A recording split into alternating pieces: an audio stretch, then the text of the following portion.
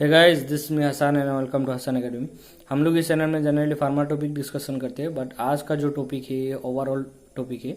ये pharma field का student भी दे सकता है या फिर कोई भी स्टूडेंट जो 12 पास आउट हो या फिर अभी अभी ग्रेजुएट हुआ है, ये एग्जाम दे सकते हैं। तो बेसिकली थंबनेल से आपको पता चल ही गया होगा कि मैं कौन सा एग्जाम की रिगार्डिंग बात करने जा रहा हूँ। तो ये है CU सेट या फिर CUCET, जिसका फुल फॉर्म है central university common entrance test. तो इस एंट्रेंस टेस्ट अगर आप क्वालिफाइड कर लिया तो आप किसी भी सेंट्रल यूनिवर्सिटी में आप एडमिशन ले सकते हो। और ये एग्जाम कहीं ना कहीं अगले साल से या फिर इस साल से ही बहुत ज़्यादा इंपॉर्टेंट होने वाला है, क्योंकि there are 54 central university in all over India. और अगले साल से ऑल ओवर इंडिया का जितना भी सेंट्रल यूनिवर्सिटी है सभी के लिए एक ही एग्जाम होगा, वो होगा CUCET। और आप इसी के थ्रू ही एडमिशन हो पाएगा। तो ये वीडियो को बेसिकली मैं 3 पार्ट में डिवाइड करूंगा। सबसे पहले मैं CUCET 2021 का जो भी नोटिफिकेशन है, कब फॉर्म फिलअप करना है और कब आपका एग्जाम होने वाला है, इस रिगार्डिंग बात करूंगा। और उसके बाद मैं एक्सप्लेन करूंगा CUCET बेसिकली क्या है और इसका बेनिफिट क्या है। और जब ये एग्जाम नहीं था, आई मीन कुछ साल पहले से भी था, मैंने खुद 2018 में CUCET क्वालिफाइड किया हूँ, बट ये एग्जाम सभी यूनिवर्सिटी के लिए नहीं था, सिर्फ कुछ यूनिवर्सिटी सेंट्रल यूनिवर्सिटी के लिए था। तो उस टाइम प्रॉब्लम क्या होता था और इसका बेनिफिट क्या होगा, इसका रिगार्डिंग बात करेंगे। और एट द एंड में थोड़ा सा एक्सपीरियंस शेयर करेंगे कि ये एग्जाम किस तरह से होता है। हालांकि एक और वीडियो आएगा, I think may be tomorrow और डे आफ्टर टुमारो, और एक वीडियो आएगा जिसमें मैं आपको कुछ टिप्स एंड ट्रिक्स दूंगा कि किस तरह से आप CUCET 2021 कुछ कम दिनों के अंदर, आई थिंक लगभग कुछ ही दिन बाकी है, अभी 1 महीने का आसपास टाइम बाकी है, तो उसी के अंदर आप किस तरह से इस एग्जाम को क्रैक कर सकते हो। तो चलो शुरू करते हैं। तो सबसे पहले CUCET हो गया central university common entrance test, जो कि सेंट्रल यूनिवर्सिटी के एडमिशन के लिए लिया जाता है। बट कुछ सेंट्रल यूनिवर्सिटी होता है जो खुद का एंट्रेंस क्रैक मतलब कंडक्ट कराता है, या फिर जो भी बच्चे का 12 का हो या फिर ग्रेजुएशन का स्कोर कार्ड होता है, मार्कशीट वगैरह होता है, उसका परसेंटेज देख के भी एडमिशन दिया जाता है। जिसके लिए आप शायद ऐसा सुना ही होगा कि दिल्ली यूनिवर्सिटी में इस बार कट ऑफ 99% चला गया, 100% भी जाता है इवन। तो ये प्रॉब्लम अभी सोल्व हो जाएगा, क्योंकि जब CUCET होगा तो CUCET से ये प्रॉब्लम किस तरह से सोल्व होगा। कोई बच्चे अगर 95% भी मिला होगा उसको क्लास 12 में या फिर ग्रेजुएशन में, और वहाँ पे कट ऑफ 99% आ रहा है, तो उसको वहाँ तक जाने के लिए कोई मौका ही नहीं मिल रहा था। तो अभी CUCET होने से वो बच्चे भी वो एग्जाम दे पाएगा, और अगर वो एलिजिबल रहा, इफ ही कैन क्रैक, तो डेफिनेटली वो वहाँ पे एडमिशन ले पाएगा। तो सबसे पहले हम लोग देखते हैं कि CUCET 2021 के रिगार्डिंग। तो इस वीडियो का डिस्क्रिप्शन में आपको एक लिंक मिल जाएगा, वहां से आप CUCET का ऑफिशियल पेज में जा सकते हो एंड फॉर्म फिलअप भी कर सकते हो। वहां पे सब कुछ दिया रहेगा, चाहे आप पोस्ट ग्रेजुएशन के लिए अप्लाई करो या फिर अंडर ग्रेजुएट के लिए अप्लाई करो, वहां पे दोनों के लिए अलग से ब्राउजर वगैरह भी दिया हुआ है और सब कुछ रूल रेगुलेशन लिखा हुआ है। और अगर आप ऐसे ही क्रोम में CUCET.nta.nic.in लिख के भी सर्च करके उस तक वहां तक जा सकते हो। तो ऑनलाइन फॉर्म फिलअप कब होगा? ऑनलाइन फॉर्म फिलअप शुरू हो चुका है 16 अगस्त से, और 1 सितंबर तक ये एग्जाम होगा। और उसके बाद देखो, उसका करेक्शन डेट के लिए आपको 2 दिन टाइम मिलेगा, 3 और 4 सितंबर। अगर कोई मिस्टेक हो गया तब आप इस 2 दिन के अंदर फिर से करेक्ट भी कर सकते हो। उसके बीच में और कुछ था, जैसे एडमिट कार्ड वगैरह वहां पे लिखा हुआ है कि एडमिट कार्ड का डेट वो लोग अनाउंस करेगा, तो मैंने इसको स्किप कर दिया। एग्जाम डेट है 15, 16, 23 एंड 24 सितंबर 2021। तो यहाँ पे 4 दिन का डेट दिया हुआ है, उनमें से किसी एक दिन ही आपको एक ही एग्जाम देना है। तो 4 डेट देख के आपको कंफ्यूजन मत होना है, क्योंकि आपका हर एग्जाम के लिए एक कोड होता है। वहाँ पे मैं बोल दूंगा कि किस तरह का कोड होता है, तो उस कोड के हिसाब से आपको किसी एक दिन होगा जिस दिन आपको एग्जाम देना रहेगा। और ये एग्जाम बेसिकली कैसा होता है, CBT मोड होता है, कंप्यूटर बेस्ड टेस्ट होता है, एंड पैटर्न होता है MCQ ही होता है जो भी कॉम्पिटिटिव एग्जाम जाता है। तो यहाँ पे 100 क्वेश्चन रहता है आपको, और सभी का सभी MCQ होता है। और जो ड्यूरेशन ऑफ एग्जाम होता है वो 2 आवर्स होता है, जो कि काफी कम है। तो आपको कुछ प्रैक्टिस वगैरह करना है, प्रीवियस ईयर क्वेश्चन हो गया या फिर कहीं से भी क्वेश्चन बैंक वगैरह अगर आपको मिले ना, तो आप थोड़ा फास्ट करने का प्रैक्टिस करना है। क्योंकि सिर्फ 2 आवर्स है, जो कि 100 क्वेश्चन के लिए सफिशियंट नहीं है। और इस एग्जाम का जो फीस होगा ना, तो उसका फीस का रिगार्डिंग मैं बोल देता हूँ। तो फीस है generally general, OBC and EWS candidate के लिए 800 रुपीज एक सब्जेक्ट के लिए, और SC ST या फिर ट्रांसजेंडर हुआ तो उनका है 350 रुपीज। और अगर कोई PWD कैंडिडेट है तो उनको कोई फीस नहीं लिया जाएगा। तो ये तो हो गया जनरल फीस। मगर वहां पे क्या लिखा है, अगर किसी बंदे को एक से ज्यादा सब्जेक्ट में भी एग्जाम देना है तो आप 3 सब्जेक्ट तक, डिफरेंट सब्जेक्ट तक एग्जाम दे सकते हो। और उसके लिए आपको एक एक सब्जेक्ट का 200 रुपीज एक्स्ट्रा पे करना है। अगर SC एंड ST है तो 75 रुपीज आपको एक्स्ट्रा पे करना है। और आप 3 सब्जेक्ट से दे सकते हो। सपोज आप लाइफ साइंस से भी देना चाहते हो, और केमिकल साइंस से या फिर केमिस्ट्री से भी देना चाहते हो। अगर आप एलिजिबल हो तो आप ऐसा 2-3 सब्जेक्ट से दे सकते हो। तो एट द एंड में आपको ये बोलना चाहता हूँ कि देखो, ये जो एग्जाम होता है ना, इसमें 100 क्वेश्चन रहते हैं।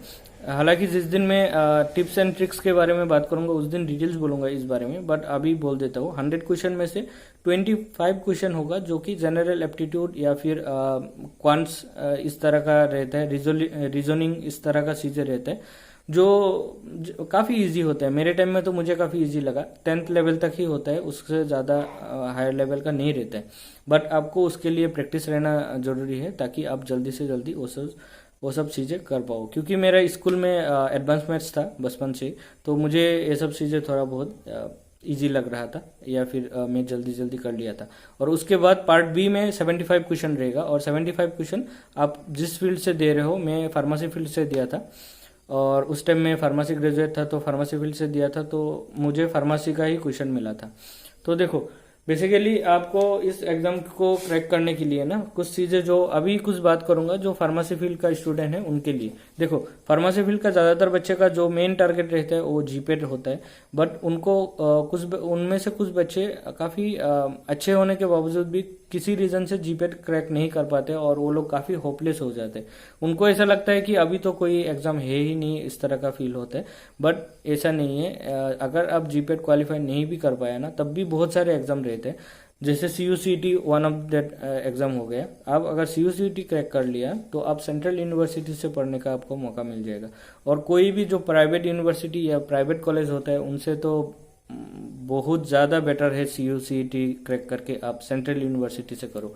हालांकि काफी बच्चे सेंट्रल यूनिवर्सिटी का वैल्यू नहीं समझता, बट सेंट्रल यूनिवर्सिटी काफी हेल्पफुल होता है आपको। जो जब आप जॉब के लिए जाओगे तो आपका रिज्यूमे में अगर सेंट्रल यूनिवर्सिटी देखा तो ये डेफिनेटली दिल्ली यूनिवर्सिटी कहाँ है और कहाँ है कोई भी एक प्राइवेट यूनिवर्सिटी या फिर प्राइवेट कॉलेज, तो आप समझ सकते हो ना। हालांकि थोड़ा टफ होता है एग्जाम, इतना भी ज्यादा टफ नहीं है, थोड़ा बहुत टफ होता है। बट हमारा फील्ड में थोड़ा कंपटीशन कम था, या फिर कॉलेज कम है तो बच्चे कम था। बट कुछ फील्ड में काफी ज्यादा टफ हो जाते हैं। जैसे अब जनरल आर्ट्स या फिर जनरल साइंस MSc की बात करो और दिल्ली यूनिवर्सिटी में सीट मिलना है तो DUET जो होता है, दिल्ली यूनिवर्सिटी एंट्रेंस टेस्ट, वो काफी टफ माना जाता है। हालांकि अगले साल से CUCT से ही सभी कॉलेज में है, दिल्ली यूनिवर्सिटी हो, अलीगढ़ मुस्लिम यूनिवर्सिटी हो, JNU हो या फिर BHU हो, सब में ऑल ओवर इंडिया में 54 जितना सेंट्रल यूनिवर्सिटी है, सभी में CUCT के थ्रू ही एग्जाम होगा। और आपका फैमिली में ऐसा कोई भी लोग हो जो इस तरह का यूनिवर्सिटी के लिए इंटरेस्टेड हो, तो आप इस एग्जाम के लिए उनको प्रिपेयर करने के लिए बोल सकते हो। और एक बात मैं फार्मा फील्ड का स्टूडेंट के लिए बोल देता हूँ। देखो, अगर कोई बंदा ऐसा भी हो जो मेरा वीडियो अभी देख रहे हो कि आपका जीपेट नहीं हुआ था, जनरली ये एग्जाम कब होता है, जीपेट जनवरी में होता है ना, तो उसका 2-3 महीना बाद ही ये एग्जाम हो जाता है। बट किसी रीजन से, मैंने सोचा था एग्जाम हो गया बोल के, बट किसी रीजन से इस बार अभी तक नहीं हो पाया। Reason is covid only. तो अभी होने जा रहे हैं, तो आप जल्दी से जितना भी आपका अगर प्रिपरेशन पहले से है जीपेट के लिए या फिर किसी और एग्जाम के लिए, तो आपको हेल्प होगा। अगर प्रिपरेशन नहीं भी है, जल्दी से प्रिपरेशन शुरू करो, क्योंकि 1 महीना के आसपास अभी भी टाइम है। आप 1 महीने का अंदर ये प्रिपेयर करके क्रैक भी कर सकते हो। तो देखो, आपके लिए कौन सा बेसिकली डिपार्टमेंट में सीट कहाँ है वो मैं बोल देता हूँ। तो अगर अब आपको फार्माकोलॉजी में इंटरेस्ट है तो फार्माकोलॉजी के लिए CUHAR, that means central university Haryana, central university Punjab and central university CUSBR, central university south Bihar, इस तीनों यूनिवर्सिटी में फार्माकोलॉजी के लिए आपको सीट मिल जाएगा। कितना सीट मिलेगा वो डिटेल्स देख लेना आप। और उसके बाद है फार्मास्यूटिक्स में अगर इंटरेस्ट है तो CURAS, that means central university Rajasthan and central university south Bihar में आपको एडमिशन मिल जाएगा। और फार्मास्यूटिकल केमिस्ट्री का जो लोग इंटरेस्टेड हो, central university Punjab and central university Rajasthan में आपको सीट मिलेगा। और फार्माकोग्नोसी के लिए सिर्फ एक ही यूनिवर्सिटी में है, that is central university Punjab. ठीक है। और आपका जो भी फार्मेसी स्टूडेंट हो, आपका जो कोड होगा ये होगा PGQP24। ये कोड याद रखना। हालांकि जब आप वो PDF देखोगे तो वहां पे सब कुछ कोड हर एग्जाम के लिए लिखा रहेगा, तो आप ये कोड देख के पता कर सकते हो और डिटेल्स इन्फॉर्मेशन ले सकते हो।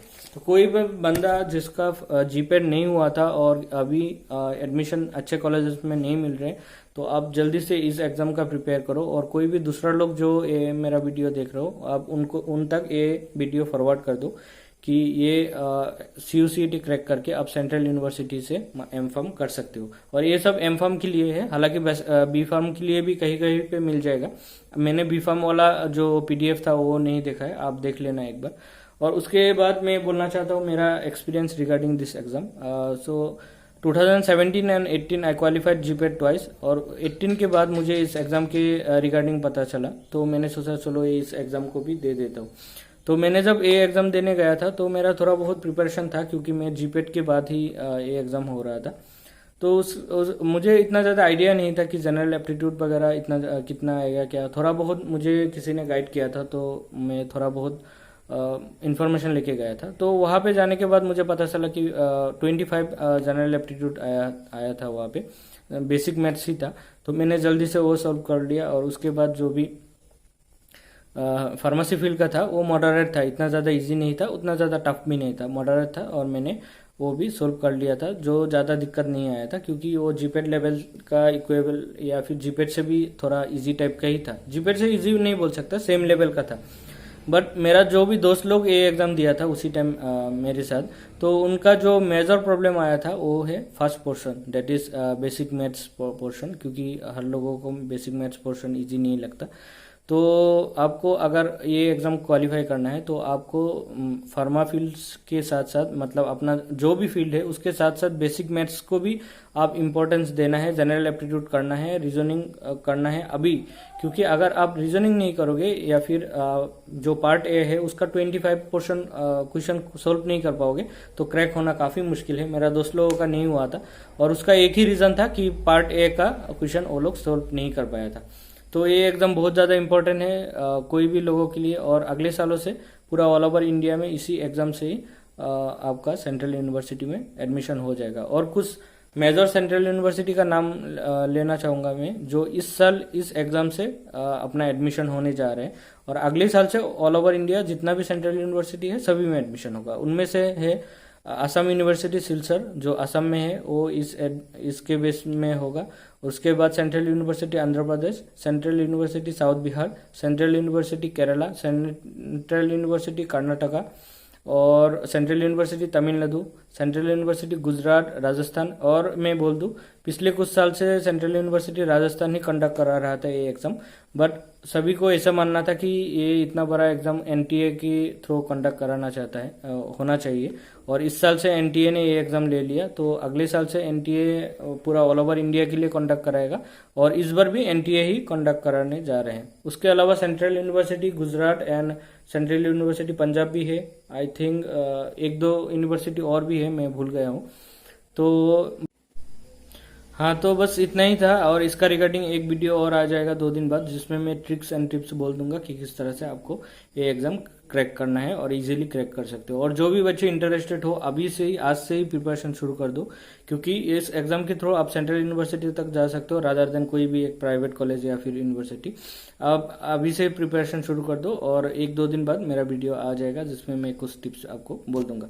And thank you for watching this video. आप इस वीडियो को जितना हो सके किसी भी लोगों को शेयर कर सकते हो, क्योंकि ये कॉमन एग्जाम है। कोई भी लोग जो अभी 12 पास आउट हो या फिर ग्रेजुएट हुए हो, सभी लोग ये एग्जाम दे सकते हैं। ठीक है ना। और दिल्ली यूनिवर्सिटी के लिए जो भी लोग इंटरेस्टेड हो उनको लिए मैं बोल दूं, अभी इस साल तो दिल्ली यूनिवर्सिटी में उनका जो भी खुद का एग्ज़ाम था DUET, और जो भी प्रोसेस था जैसे 12 कुछ कुछ डिपार्टमेंट में जो मेरिट बेसिस से होता था परसेंटेज वाइज, तो वैसे ही होगा। हालांकि उसमें काफ़ी सारे प्रॉब्लम था, जैसे मार्क कट ऑफ काफ़ी हाई हो जाता था, इस तरह का इशू था जिसके लिए ये CUCT करना चाहता था। बट इस साल तो कोविड के लिए नहीं हो पाएगा, सिर्फ ये 12 और कितना सेंट्रल यूनिवर्सिटी है इतना इसमें ही हो पाएगा, और बाकी कॉलेजेस के लिए अगले साल से हो जाएगा। And thank you for watching this video को लाइक एंड शेयर कर दो। एंड